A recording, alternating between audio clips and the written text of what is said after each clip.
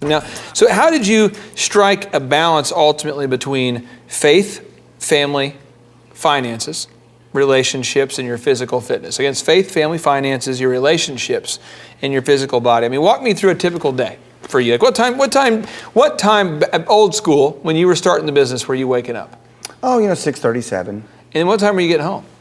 6:37. Okay, so you're gone about 12 hours. Yeah. You come well, home. I mean, when I woke up, I didn't leave immediately, so that's when you're waking up, is what you asked. So when I'd go to the office at 9-ish, So when did you schedule time to work out?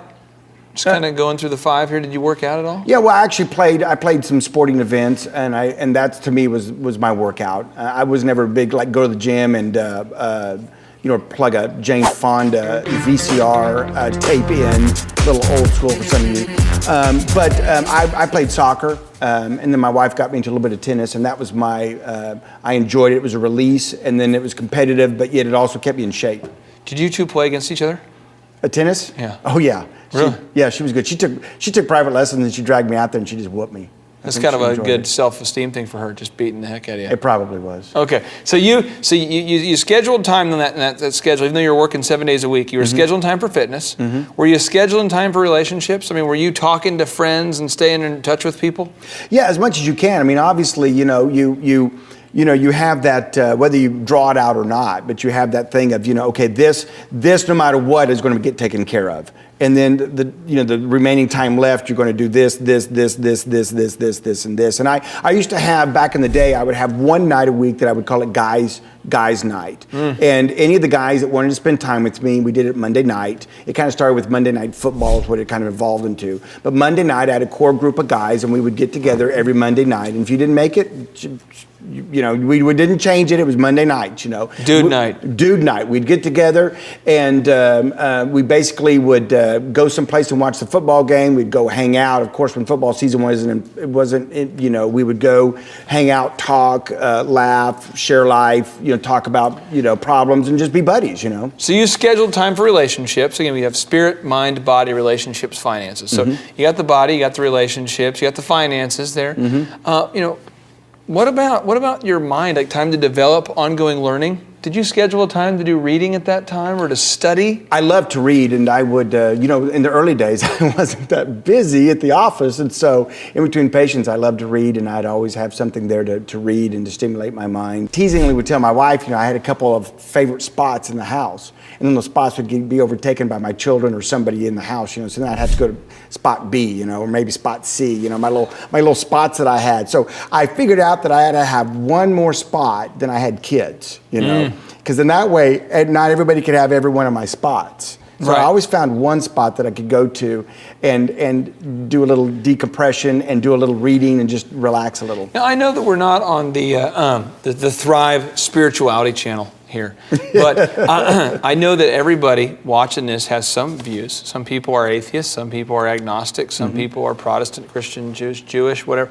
But everyone has different views. Sure. But I think we have to schedule a time to develop that. You do. And in your own way, whether it's going into your prayer closet, whether it's meditating or whatever, however you find that connection that's really necessary, you have to schedule that into your week, and you have to treasure that, and the way you treasure that is you hold fast to that, and those times are very important for me. And scheduling that and making sure if it wasn't a daily occurrence, it was at least every other day or several times a week.